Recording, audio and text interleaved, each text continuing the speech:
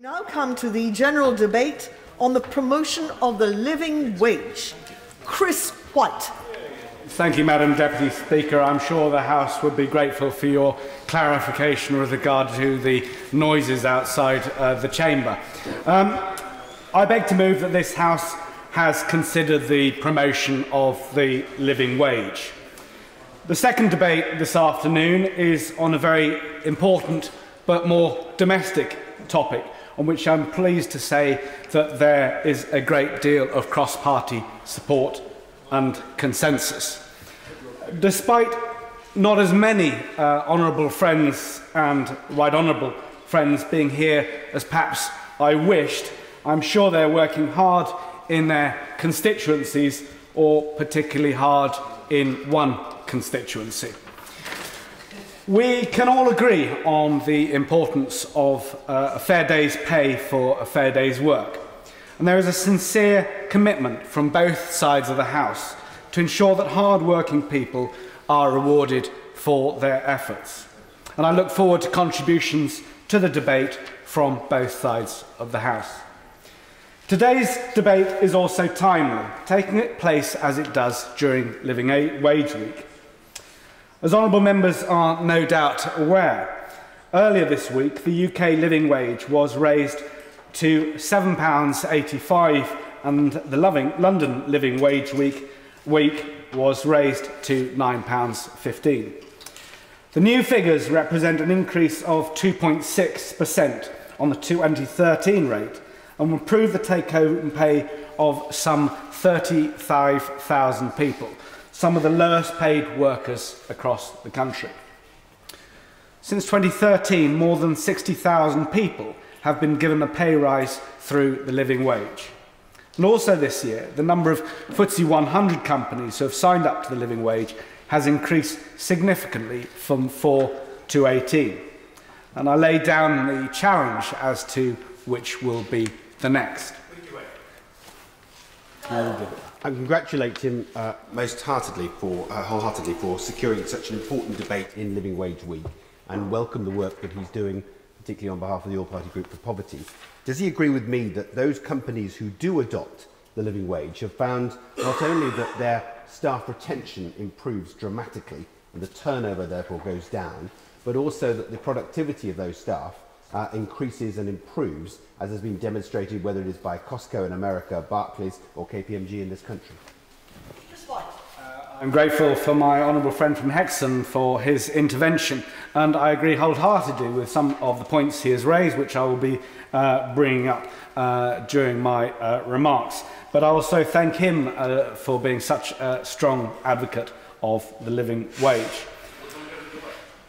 I will give it. I'm grateful to Honourable Gentleman giving way, and obviously I'm glad he's brought this debate forward today along with other colleagues. But we do have to get real, and it is also a fact that under the government he supports, the number of people on below the living wage has gone up from 3.4 to 4.9 million in this country. So let's think how we can move forward. Would you agree with me? What we need to do is get to a situation where every single worker employed by government or by local government or contracted to government or government should be paid at the very least living wage? Chris White. I'm grateful to the honourable member for his comments, and I certainly will be bringing up the point that he has made in my speech as to how we do and can encourage other government departments to lead the way on this particular issue. I'm also delighted to have the opportunity to lead this debate, and as the Vice Chair of the All-Party Parliamentary Group on Poverty, which is most ably chaired by the honourable member for Stretford and Urmston. And I believe I have, through the All-Party Group and many other members of this group, have been strong advocates of increasing and supporting the living wage. And I'd also like to take the opportunity to thank the honourable lady from North East Derbyshire and the Backbench Business Committee for scheduling the debate at this time. The All-Party Group on Poverty has done a great deal of work alongside the Living Wage Foundation to promote the living wage and the benefits that it has for business, employees and society in general. And according to a recent report by KPMG, there are an estimated 5.24 million people in the UK earning below the living wage, as the gentleman just referred to. I will certainly give way to my honourable. I think the honourable gentleman's got to be congratulated in bringing this debate forward. But once we talk about the living wage and the large numbers of people who are paid below the living wage, surely we should review the benefit system that seems to subsidise employers who pay very, very low wages. Does you not think that should be looked at? Chris White. Thank you. Again, I think you make, the gentleman makes a very important point, and I think how we improve the take-up of the living wage will address some of the concerns he has raised. And I think, and I hope some of my honourable colleagues will make the points in their remarks of how this can be a benefit not just to employees but to society in general. There is, despite the comments raised so far, a very positive trend in the number of employees receiving the living wage. And research from the Queen Mary University has shown that the total number has grown significantly over the last decade. The benefits of paying staff the living wage have been widely documented. Research shows that those found working in organisations which are signed up to living wage have better psychological well-being than those working for non-living wage employers. This research also found that 2/3 of employees on the living wage reported improvements in either their work, their family life, or their finances. Businesses have reported very positive effects. London Economics found that 80% of employers noticed an increase in productivity. Further research revealed that employers reported improvements in staff retention and well-being. The Living Wage Foundation research found that 75% of employees reported increases in their work quality as a result of taking up the living wage. And also, half of employees felt that the living wage had made them more willing to implement changes in their working practices.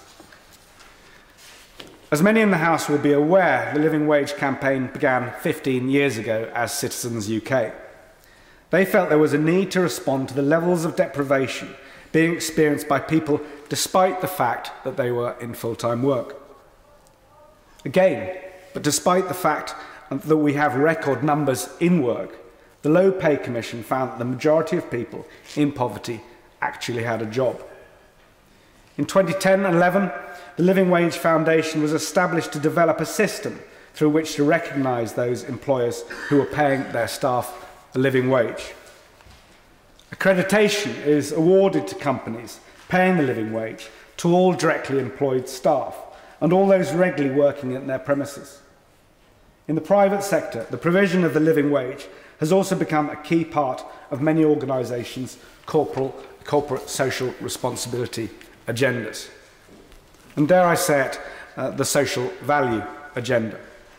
May I refer honourable members to my private members' bill, and now the Social Value Act, which members across the House have supported, and pay tribute to the work that has achieved. In last Monday's Guardian, to show how consensual I am being in this debate, an article by Matthew Jackson specifically referred to the potential for the use of the Social Value Act in encouraging uptake of the living wage. The article stated, "The living wage should be embedded into the way councils commission and procure goods and services. Councils can link procurement to strategic priorities to address low pay. They can have contracts that state potential suppliers must pay the living wage and use the Social Value Act to encourage and cajole suppliers." This is an idea well worth pursuing. This week it was announced that more than 1,000 companies now pay their staff the living wage, another milestone. This is more than double the number of companies that reached this point at the same time last year, which is an impressive result and something which I hope is a tipping point and the beginning of a cultural change. And I'm pleased to note that the campaign, the Living Wage campaign, has consistently enjoyed cross-party support. This government believes that work is the surest way out of poverty, and I share that view, as does the Living Wage Foundation. Government departments have signed up to pay the living wage, and Whitehall is now leading the way in that regard. The Department for Work and Pensions and HM Treasury are some departments doing this. However, there is still some discrepancy between the pay received by contract staff, particularly cleaners, within government departments. And I'd like to take this opportunity today to call on all departments to follow the example of these, who pay their contract staff the London living wage. I will go there. At the meeting of the All-Party Group for Poverty this morning with the Living Wage Foundation and also Citizens UK, I was lucky enough to meet a young man called Nana Ben, who is one of the cleaners at the DFT. He is not paid the living wage, and he spoke very eloquently of the problems he was suffering from that. But the fair point to be made is that he is one of, I think, 45 cleaners employed by Amy, a large cleaning corporation who provides services to government. Do those companies themselves need to look at what they are doing, and not just government, so that we actually get the change that we also wish to achieve? I'm grateful for that intervention, and I think this is something that both parties have to work very strongly with. But I do believe that when contracts are being tendered for, this is certainly an opportunity that we should not miss. And I don't think it is right for either party to look for the lowest contract, perhaps the lowest cost of contract, by excluding the living wage from that discussion. Certainly will. I'm very grateful, and I congratulate him for securing this debate. He's making a very important point about government departments paying through agencies paying the correct living wage. But it's also the case, and I'm finding this with private companies as well as the public sector, when they use agencies, they actually pay the agencies an equivalent of more than the living wage when they combine on costs to that agency. Isn't this something that government and indeed other commissions should look at? Because companies aren't getting a great deal, and neither are the employees. I'm very grateful for that very thoughtful point. I think if there is payment being made with the intention to pay staff the living wage, that should directly feed through the employees which should be receiving that increase. And I think it is part of the promotion of this discussion here today that we can make sure that issues like this, employers like that, can perhaps be embarrassed into making the right decisions for the people who work so hard doing these jobs that sometimes we don't notice, but if these jobs aren't done, perhaps we would. And I pay tribute to all the people who work under these circumstances, and I think their tremendous work should be recognised. And I also would like to make the point at this moment that it is here in the House that the living wage is paid to its staff, which is, again, a very leading example of doing the right thing. Not least in my office, where an intern did work for me. He was paid the London living wage until I took him on a full-time contract. I do hope he's probably watching this speech, and congratulate him also for his excellent work. Madam Deputy Speaker, I have congratulated the Houses of Parliament, but the living wage logo, which some of us probably inappropriately are wearing in this chamber this afternoon, is a badge of honour for many employees. And I'm pleased to notice, like me, when they finally get the badge, a number of honourable members have already stated that they would be happy to support and promote this particular logo.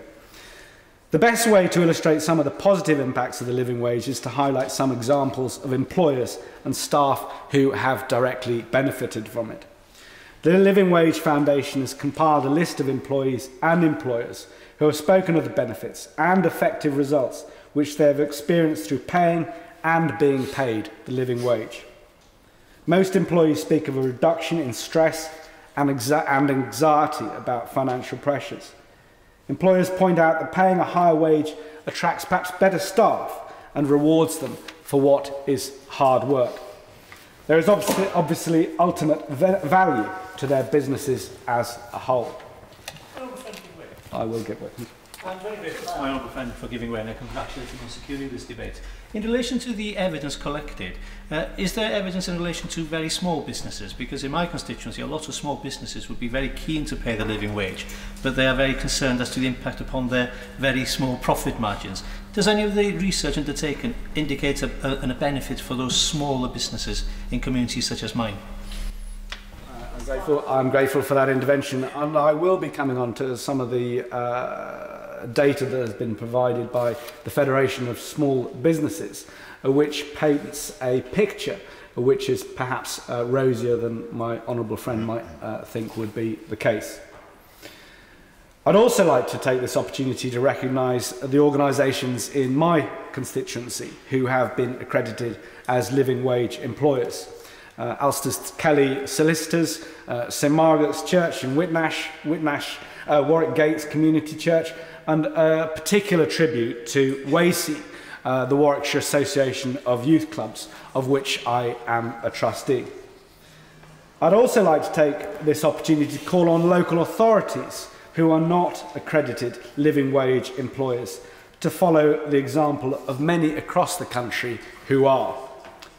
Too few local authorities have committed to paying their staff the living wage. This may be an early naive question to the Minister, but I do wonder why some do and some don't. Those local authorities that don't should speak to those that do pay their staff the living wage and see firsthand the benefits that that can provide. We've seen the take-up of the living wage grow exponentially, but we need to think how this can go further. We can achieve this by encouraging employers, sharing case studies and best practice, and generally promoting the benefits that I've stated earlier. The voluntary nature of the living wage scheme is at the moment working well, and as we see the numbers increased, encouragement at this stage is perhaps a better start than compulsion. The government is committed to raising the minimum wage, and through a provision in the Small Business, Enterprise and Employment Bill is cracking down on those employers who are evading their statutory responsibilities by significantly increasing fines from £5,000 to £20,000 for underpaying staff. But I would also note the Living Wage Foundation does not recommend the introduction of a statutory living wage. As they point out, a strong minimum wage protects workers from exploitation. But in addition to this, they seek a position for the living wage as voluntary, a stretching target to which employers can aspire to, and which they should be challenged, encouraged and supported to achieve beyond their statutory obligations. I appreciate that it is not possible for all employers to pay the living wage, and its provision depends on many factors, including, for example, the size of a company. Some companies are not in a position to take on the required increase in staff costs. If this is the case, then employers should not be unfairly criticised if they cannot afford to pay their staff the living wage. As the Institute of Directors has pointed out, we must be wary of stigmatising these companies. Nevertheless, as a general principle, everyone should be able to share in economic growth. In this sense, employers who can afford to pay the living wage should be encouraged to do so. And this is perhaps where the Minister can help. Since the last election, businesses have created more than 2.1 million new jobs. These businesses deserve our support and encouragement for their hard work and dedication in boosting our economy.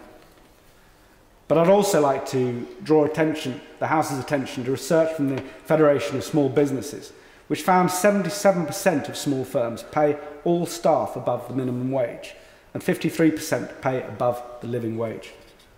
Another key statistic revealed in their research was the point that 7 in 10 small firms expect to increase staff pay in 2014. Which brings me back to the purpose of this debate, the promotion of the living wage. It is good for employees, good for business, and good for society. Businesses need to be encouraged, supported, and shown the benefits. And let us have an ambitious target for living wage next year. My final question to the Minister: how can we encourage more employers to adopt the living wage so that many more can share in the proceeds of growth? Thank you.